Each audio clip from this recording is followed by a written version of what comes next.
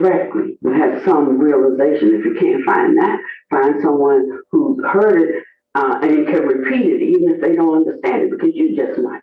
And if you can't find someone like that, just do the best you can.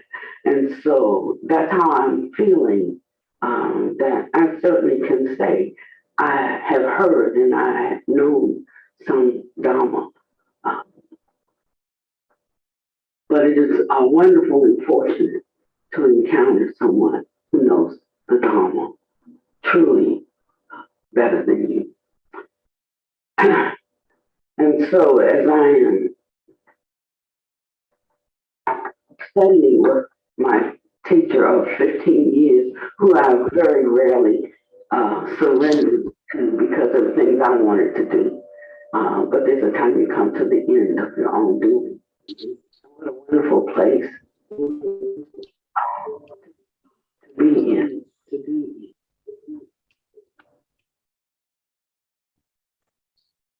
Can I keep talking? Yes, you're good.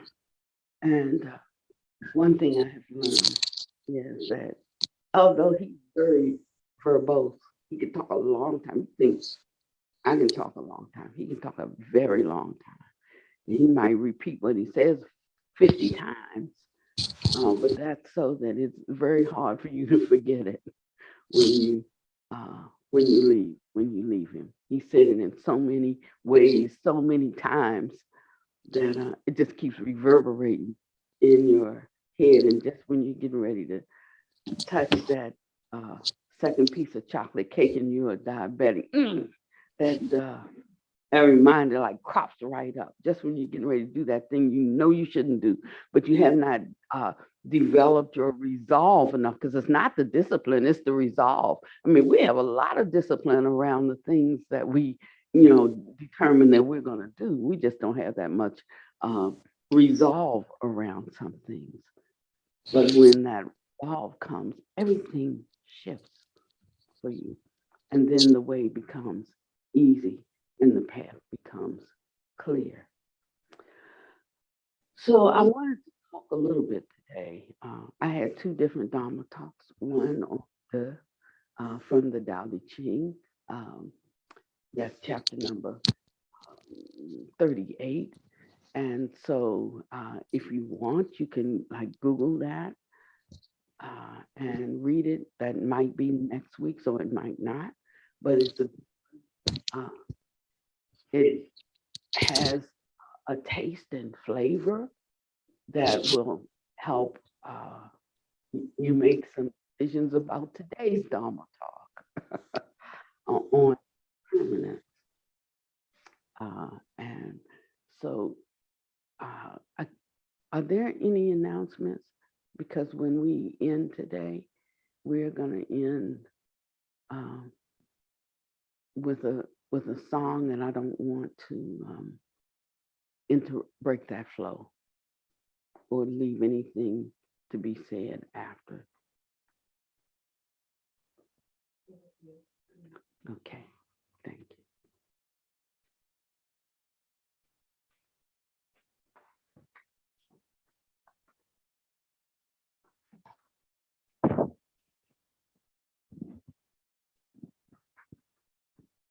Oh, that's done.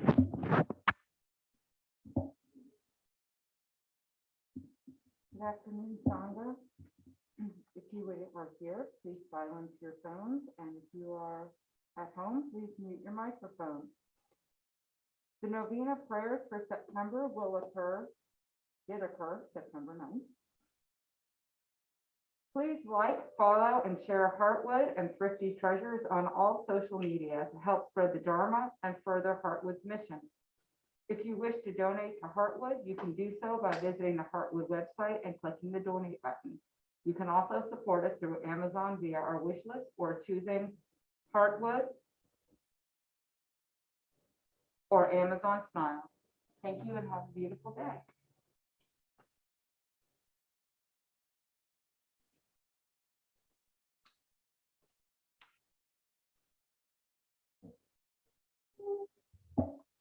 Okay, I'm gonna do probably a lot of laughing today, but this is a very serious matter. Sometimes you have to laugh to keep from crying. Um, that's what Smokey said anyway.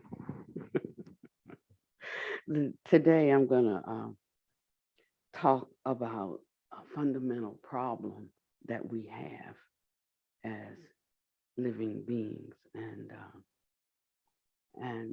I don't think we really recognize it as a problem, uh, and that's why we don't tend to it.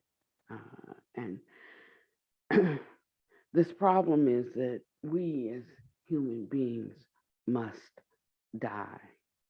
Mhm. We as human beings then will reap uh, the fruit of our actions. And that means that there will be a rebirth linking um, in our future. So our lives are short in the sense of, boundless time. So this dream of life comes to an end very quickly. Um, and that goes for all humans, no matter where we are, no matter what we believe, no matter what we embrace, no matter how we make people think we are or what we think we're doing. There is this law of cause and effect that will have its way with us. All of us must die.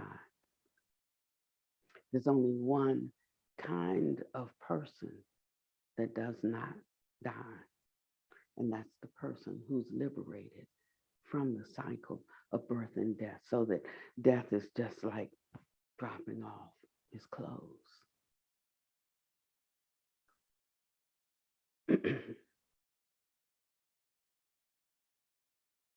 He's one who realizes the teachings, apprehends them, comes close to them, so that he can understand that everyone must die. Some people say, oh, death, what's the big deal about death? We all die, we just die,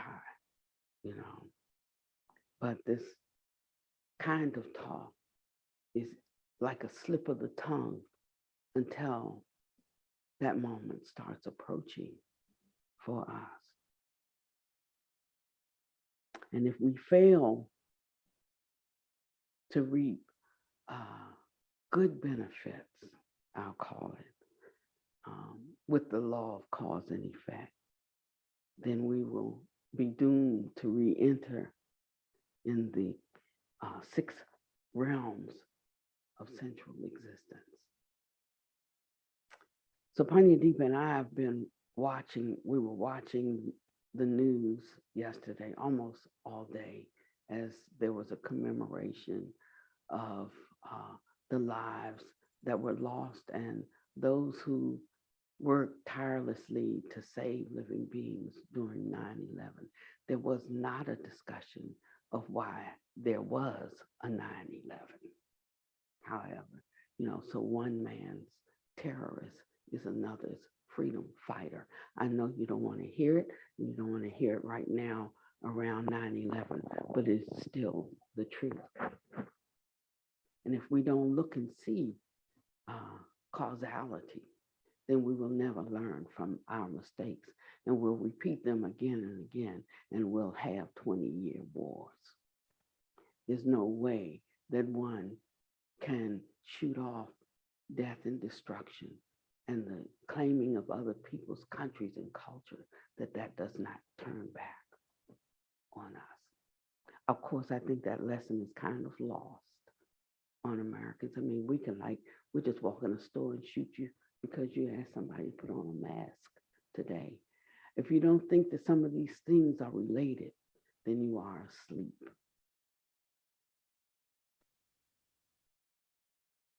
And the way that we treat others comes back on us. And our incapacity to consider others as oneself, it comes back on us. Our inability to do for others what we would do for ourselves, it comes back on us. This is a universal law of sowing and reaping. They have it in every spiritual tradition. And even if you're in a tradition where they don't have it, where everything is happy land and heaven, it's just because you haven't looked at the other side. There's no coin that doesn't have two sides.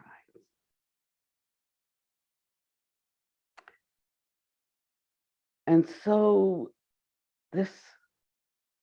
we could sum up our life in one word, and that word is die. And where is the destination that everyone moves forward to? If one hasn't found the way out of samsara, then they're headed right back into the realm of continued existence in samsara. Now, a lot of times when we talk about the Buddha and him having entered parinibbana, and he says like, and they asked him, well, what will you be? What, they were just trying to figure out exactly what that is, like, and he kept saying to them, that doesn't apply. It doesn't apply because there's nowhere within our unawakened state that we can understand what is there, because we just don't have the capacity to, until we awaken to it ourselves. So he said, I can't give you the answer to that, but I can tell you how to get there. Not there, it's in a necessarily physical destination, but one in a conscious destination. I was talking to someone who called and came over the other day because he was having some questions he just wanted to like check in on about. And he said that he had I'm not sure whether he said a dream or a waking state, but in this dream or waking state, he encountered himself, and he asked, am I a reincarnation of you? And the answer was, if you can understand it that way, just go with that for now, And he said, well, where are you? Are you in this place at the same time in this place? And the answer came back, it's not a physical place. It's in a realm of consciousness. And so he came to get some definition. Sometimes you can't answer a question that has not been asked.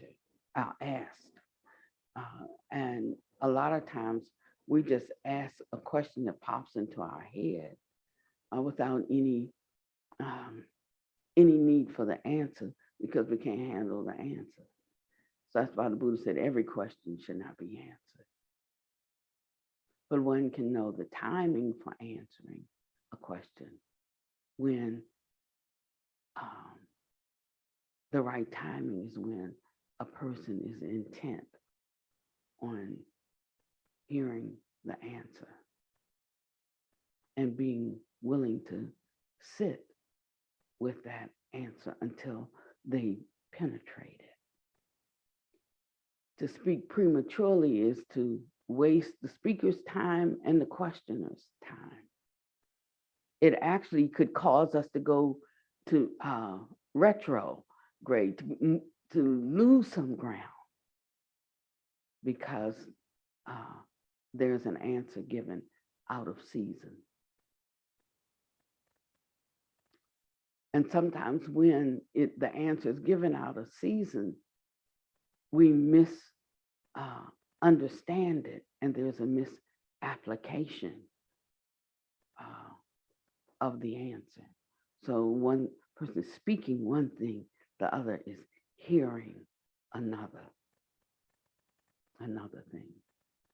And so we should be very circumspect in the answers that we give around the Dharma, making sure that it's the suitable answer for the person's condition.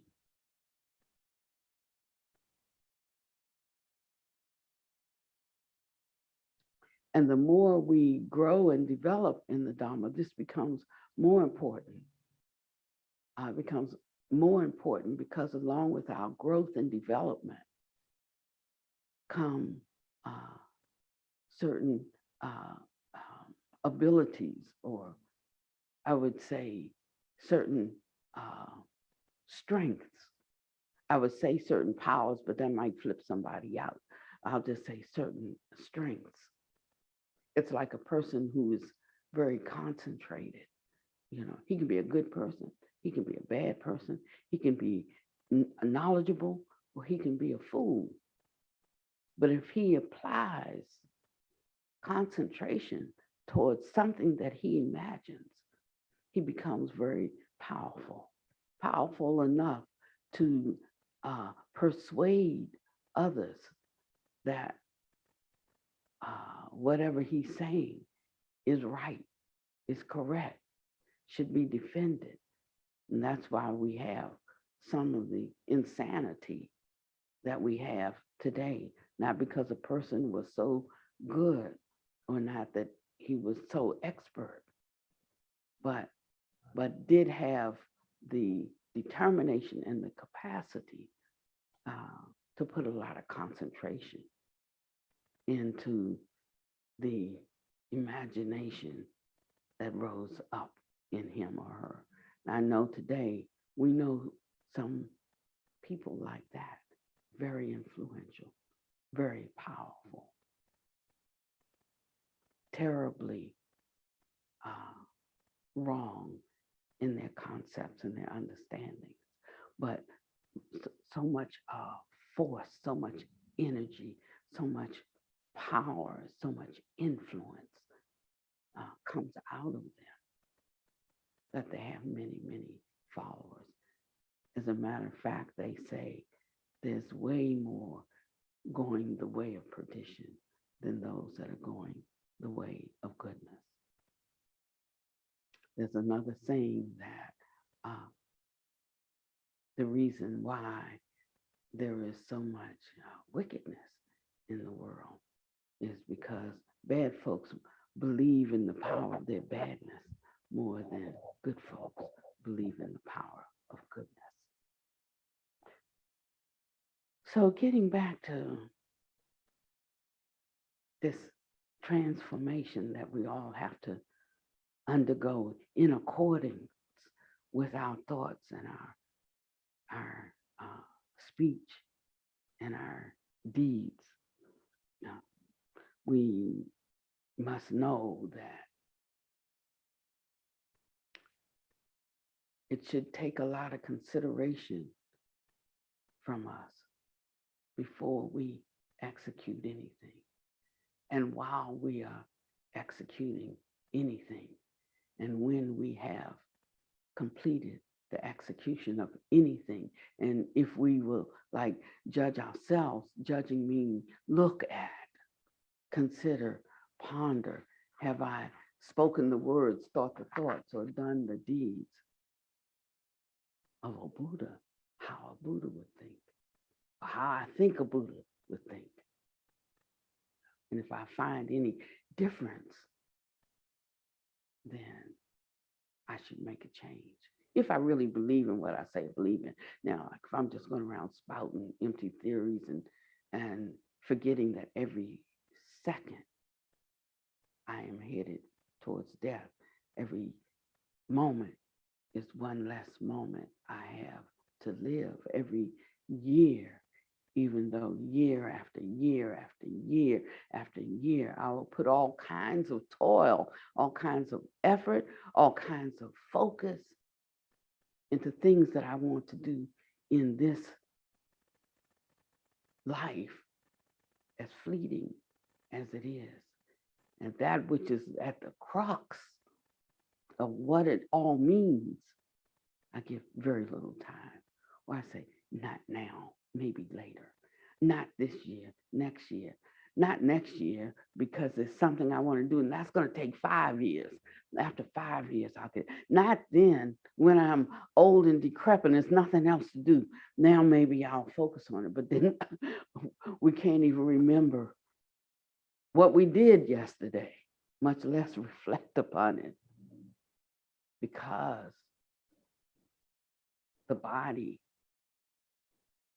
and the unawakened mind is running its course.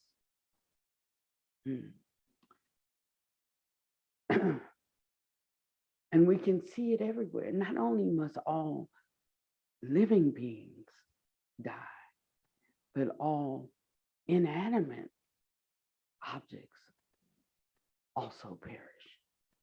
So there is nothing that is stable and non-eroding in this existence. There's nothing. So the only escape for us from this cycle of living and dying is to wake from the dream. And that's where our practice matters. I don't mean how we present ourselves before others, but I mean how we present ourselves before ourselves, that we can truly live authentically. Because that's where the clarity comes in to our life. When we're not living authentically, all kinds of falseness comes in and clouds our view, makes us forgetful hearers, causes us to not even see our deeds, and causes us to not even know our true thoughts, and causes us to not be able to live up to the vows that we make. You know, when you make a vow, nobody's forcing you to make one. When you make a vow, you're making it to yourself. Now, others might benefit from it, you know, but we're actually making it to ourselves. So we think all the time about these other things that are present themselves as being so wonderful, so stable, so everlasting in our future, in this life. We think about the things we want to do, the things we want to have, the money we want to make, the status we want to gain, the places we want to go, all of these things, not recognizing that we see all of these things and that we touch all of these things through the lens of our own consciousness. And we establish rankings and places for them. Now, I'm not talking about everybody ceasing to become a layperson and becoming a monk. That's not what I'm talking about. So if that's what's in your mind, you can like, that one can't be an excuse. But I'm talking about wherever you are, whatever you are, whoever you say you are, whatever you say you're doing, you know. Do it with one thing in mind, that soon, in 20 years, in 10 years, 5 years, 1 year, maybe when you walk out this door or even sitting in this room, it might be your last breath. You don't know. And if one thinks about this, one's mind will take up a different priority. And one can still do, maybe not all the things that we've done, but we can do a lot of the things we've done. But with the right motivation, with a different intention with or backed by the power of goodness. So sometimes we want to do good things, but really for the wrong reason with some ulterior motive. Sometimes it doesn't mean that we won't do exactly what we're doing. When I say saving living beings, there's many ways to save people. Saving in all different aspects of their life. Even the person who works out on the farm saves me every day because they harvest the food that I eat.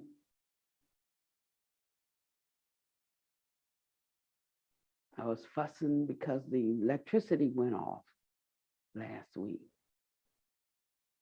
But I tell you, those electricians, and like, they saved me from walking around in the dark and making it possible for me to have heat because of have electric and air conditioning, yes.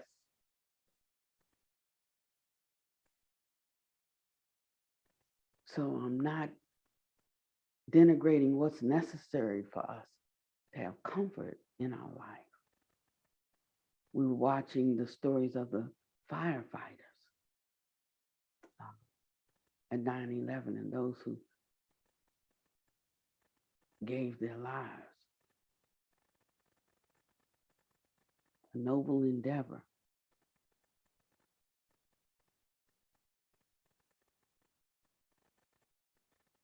But to come out of a world of confusion, you have to have clarity. So yes, we should help living beings, but we need to also get clarity. Otherwise, there is no world for us that we're suited for. In other words, but a world of confusion if we are still confused. So we need to do good and we need to do something else. And so sages come into the world to tell us or to help us establish a lens through which we can see life. And it starts with having us have some respect for the words of clarity and the one who delivers them. Why? Does the one who delivers them need anything from us? No. But when I have within me that respect, then I become a good listener. And I can hear what I need to do for myself. So that's all for me, right? Yeah, sometimes when we think we're honoring somebody, no, we're honoring ourselves. And if we take heed to that,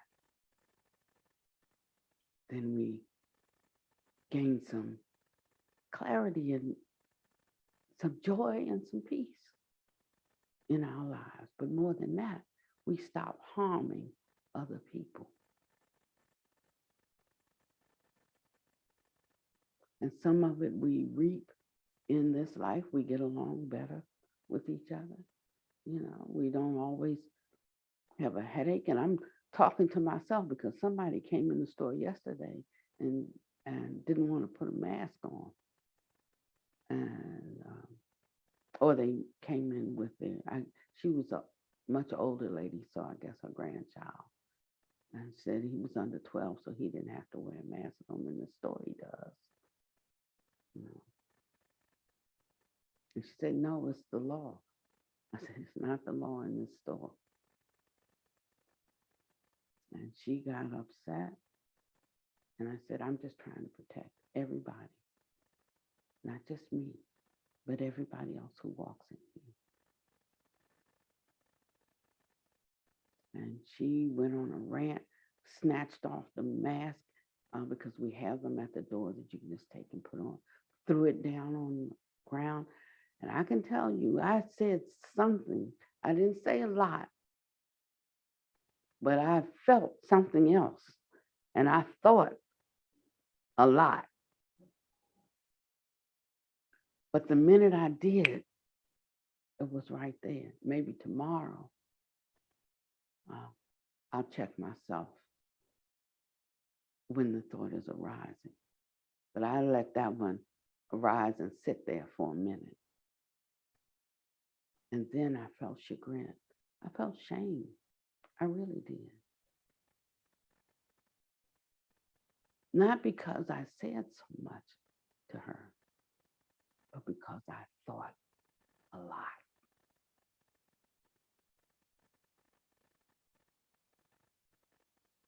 I felt that I could do better than that. You say, oh, well, it's been a long day and I was tired. No, that wasn't it. It just unearthed more deep-seated defilements. And we have to acknowledge these things, you know. We can always pat ourselves on the back for the good things we do, the good deeds, the good thoughts. But we have to be willing to call a spade a spade. Not for other people. We can call other people out. That's real easy. But I mean, with ourselves. This is the work, the uncomfortable work. But it is really what? You know, we can't have crops that grow without some digging in the soil. We take a hoe and we chop up the weeds, and we have to put down fertilizer, and we have to water, and we have to nurture it. I think we even have to talk to it. I'm not one in for the, I love people who grow things. I'm just not good at it. And it's not my strong suit. I don't have much interest in it at all, you know. So I just go and check and see if something's ready to be harvested. And if it is, I tell somebody so they can go pick it, because I don't want to pick it either, you know. So I don't think ours do as well as they could do, because I don't give them any loving care and tender respect. And I'm working on that, because I see that that's a fault. You can't wait until you come in the Dharma hall to hear what your faults are, or to hear something and say, is that a fault I have? He said, you will know, because prajna, ever-present wisdom, panya in Pali, reveals it to you. And how wonderful it is to recognize that there is that ever-present wisdom. The only thing standing in the way of it is that we loom so large in our own minds. And I ask you, is that enough for you? It's certainly not enough for me.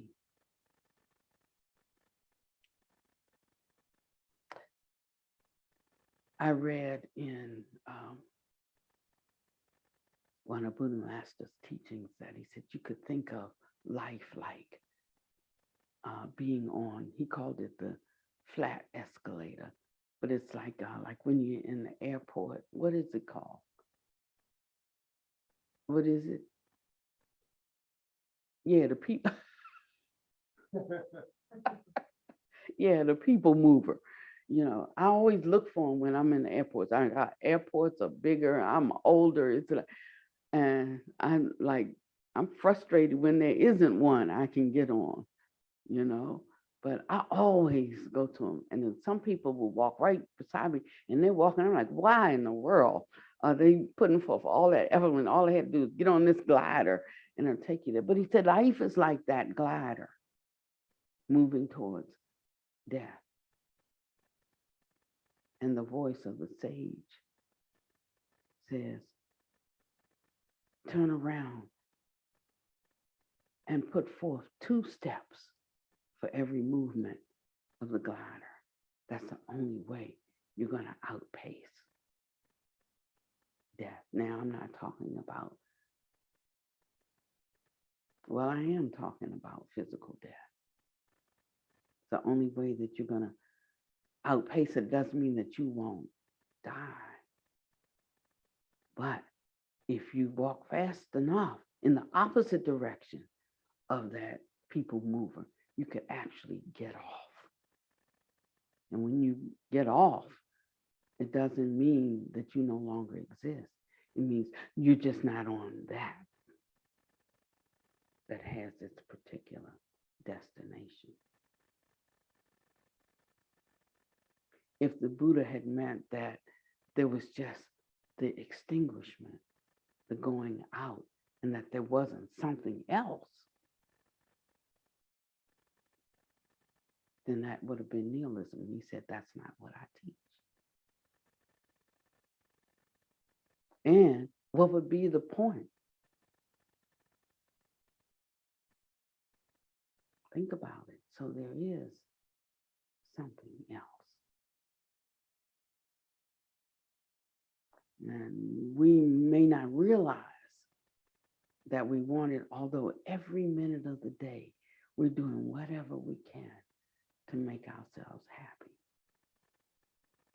And we are happy for a few minutes, for a few hours, or for a few days, or a few years. Then the very thing that made us so happy, we're dissatisfied with or bored with. You know, we cannot find any happy or any lasting happiness in this world of impermanence.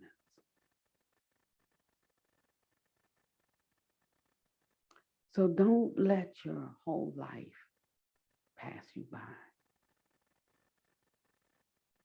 Even though I've been on this path since I was young, I'm now old, and I have not attained my goal to know the truth, the full truth, and to be the truth. So with the time that I have left, that's where my focus is going to be. And actually, it's not a lot to do. It's either to stop running and look, getting my priorities in order so that I will have good success at the other things I do, instead of making this the other thing that I'll get to later.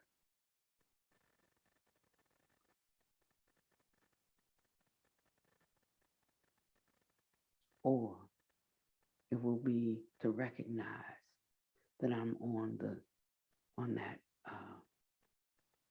people mover, like a treadmill of time. And I'll turn and I'll double my efforts to get off. Now, it doesn't mean that there is not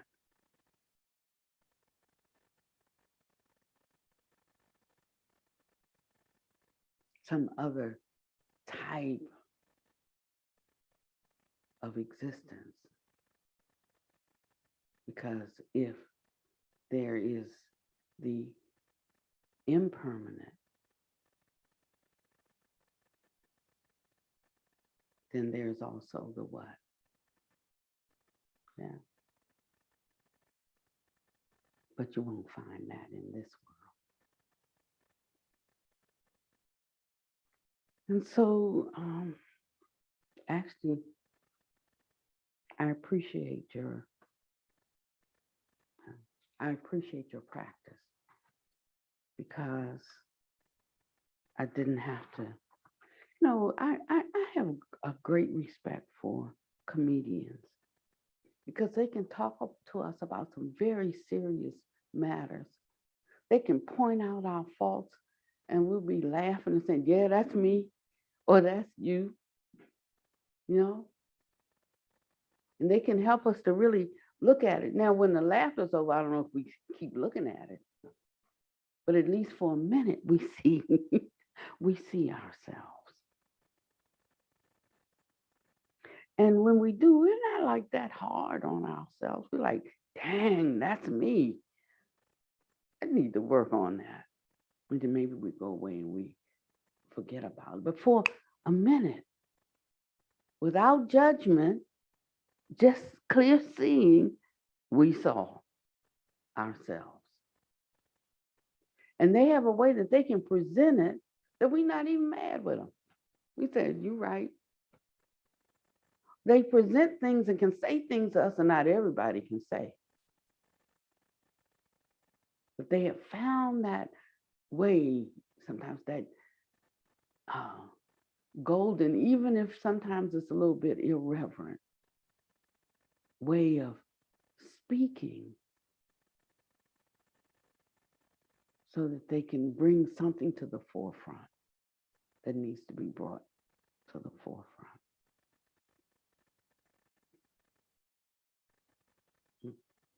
So I guess I wonder why, in closing,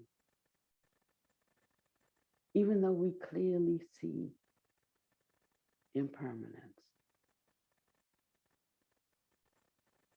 why we don't choose to go in the other direction.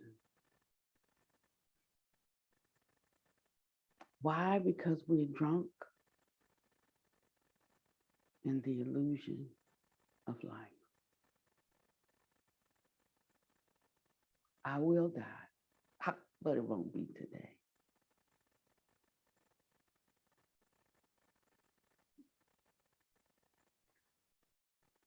This job that I love, or this thing that I love doing, I will get so old that I can no longer do it, or I'll no longer enjoy it, but that's not today. We can always come up with our reasons for indulging ourselves in sensual pleasures today. But can we come up with a reason for indulging ourselves in freedom?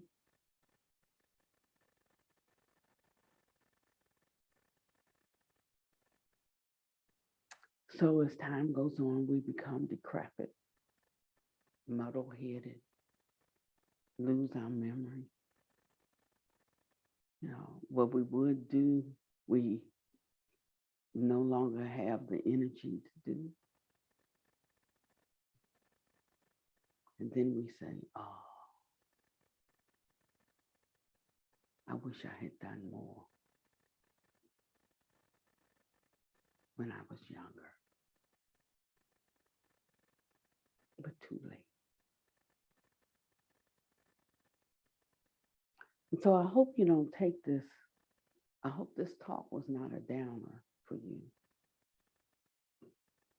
but that it gives you a sense of urgency. Now, urgency is not anxiety. Urgency is just about getting our priorities right. It's about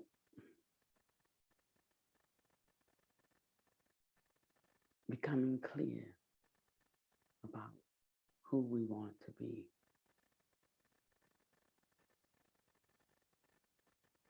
And what goal we want to reach in this life.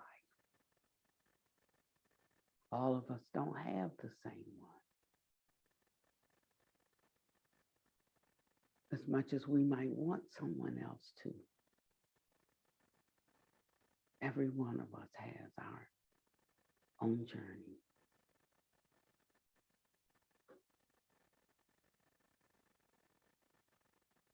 But if it's come into your mind, if you've had the good fortune, if you have the karma to come into contact with true teachings, pay attention.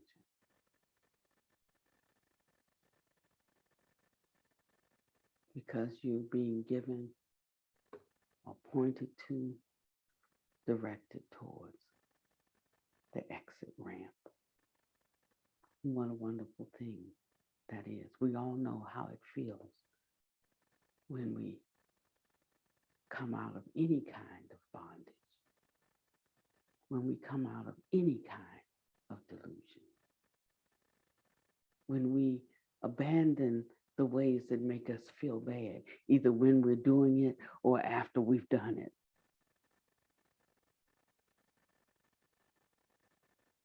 There's a saying that if the Buddha jumped in, any Buddha, and we all have this Buddha nature, but we're not Buddhas because we haven't actualized that nature.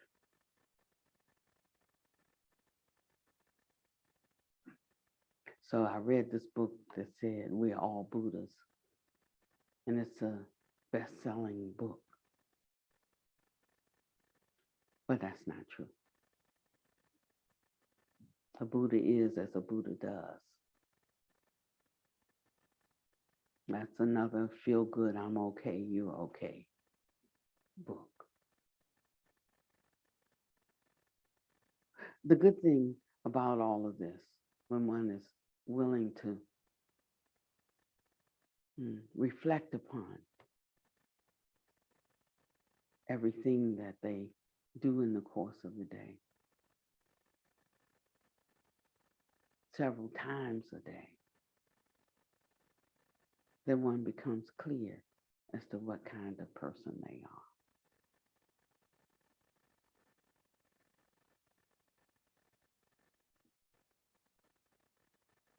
And it becomes impossible for you to stay in ignorance when you're intently looking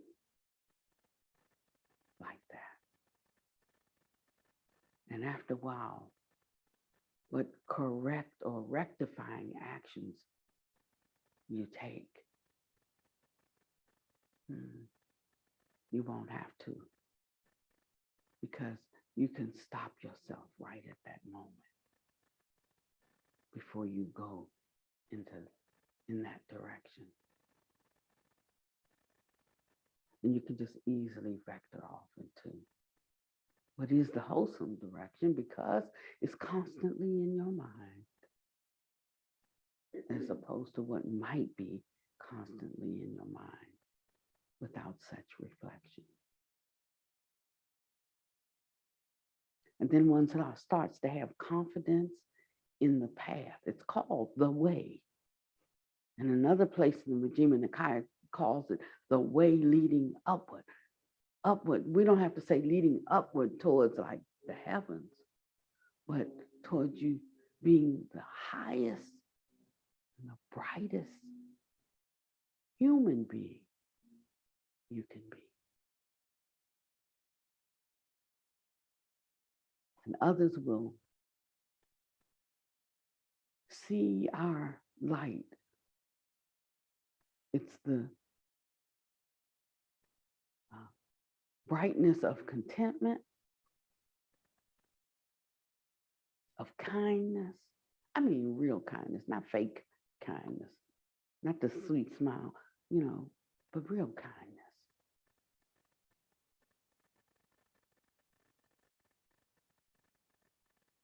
The peace, the strength, the endurance, and the confidence in their walk. When one sees that, they will inquire. And you can start somebody else on that same path.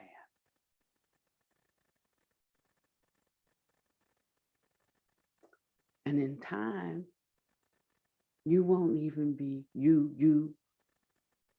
I won't even be trying to start somebody on that path because I won't even recognize that there's an I doing anything. And in that way, we have now moved from the center of our world to exchanging self with others.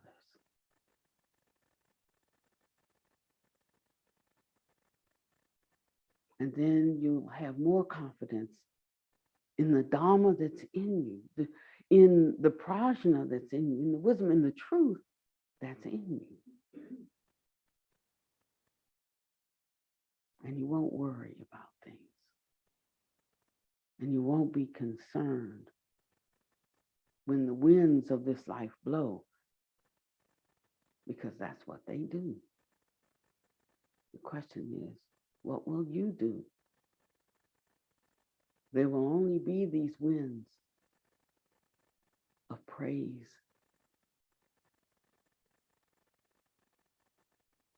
and fame and gain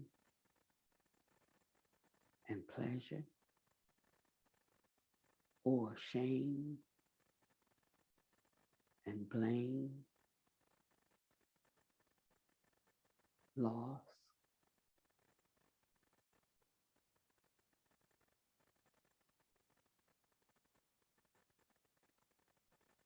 They're going to blow every day in this windy realm. And yet, when they do, the authentic man can raise up a standard against them. And you can walk fearlessly through life. It doesn't mean that you won't go through anything. It doesn't mean that you won't encounter all of the winds, because you will. This is cause and effect. While I'm in this realm. But when I come to the end of all of this,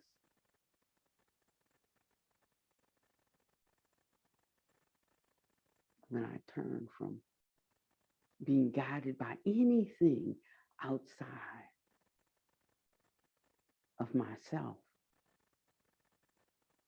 me inside of the Dharma, there will be contentment and peace, no matter how much the winds blow externally. Even when it doesn't feel comfortable then. I know this is for a little while, because everything changes. I'll find no reason to blame you for my troubles, because I understand the law of cause and effect. Like you might just be the one bringing me my recompense. But since beginningless time, I have planted the seeds. I might even be happy the more troubles I have, because I see I'm hoeing, I'm uprooting stuff right now. More things coming up now, and soon I'll be done.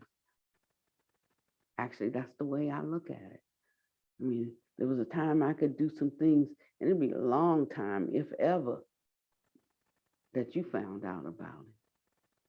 But now, the least little thing I do, least little misstep, here comes the results. And I'm okay with that, because I understand it to you. If you don't, then you haven't been hearing the Dharma, or I haven't been speaking it. I know Panya Deepa has. I'm just speaking for myself now. So I will endeavor to give you more straight talk. Maybe not always this serious, because the world has a place for the comedian too. Yeah. So thank you so much for coming today. And if we can ask the choir to come, we'll close out.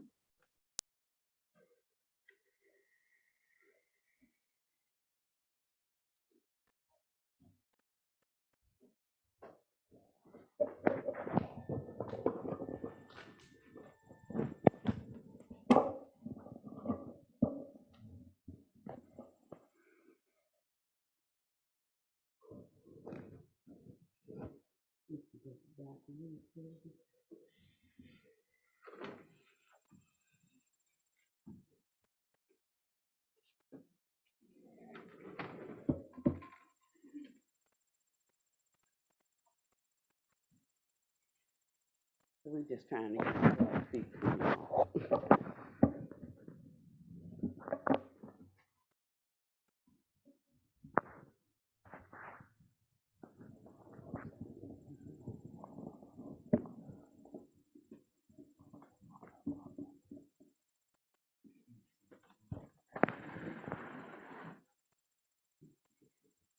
I say loud.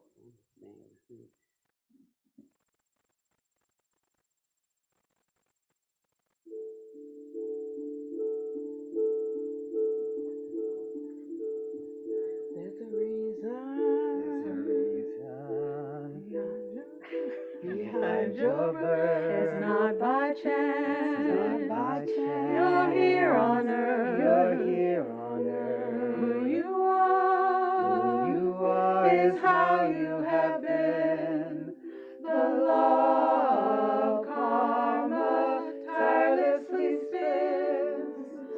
Nature's law. Nature's law is perfect and just. perfect and just. With the cause. With the cause. The effect is cast. The effect is cast. Though in life, Though in life no one escapes pain, this sad human state need not always remain.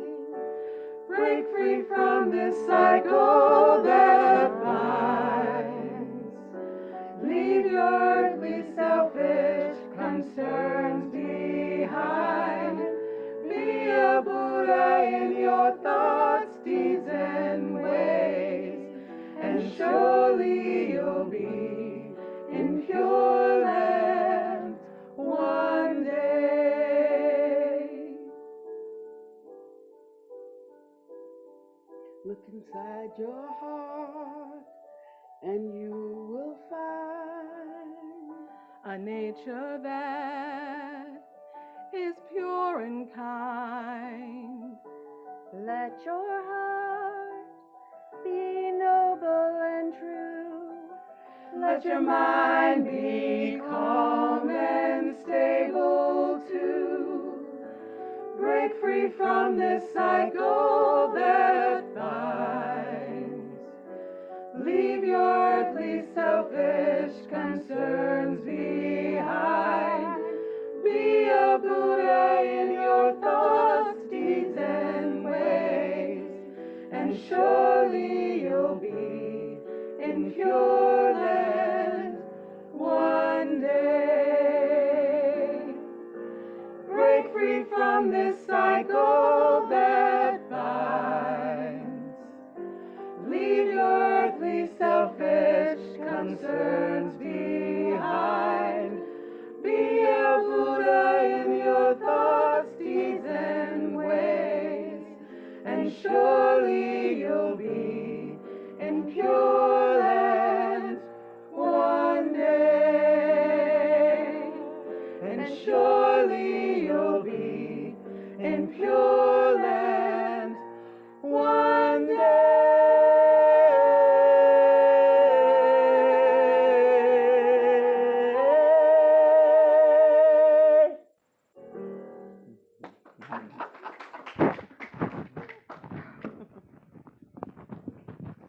May you be well and happy and peaceful. May no harm come to you and no danger. May you always be able to meet the inevitable difficulties of life. Thank you for coming today.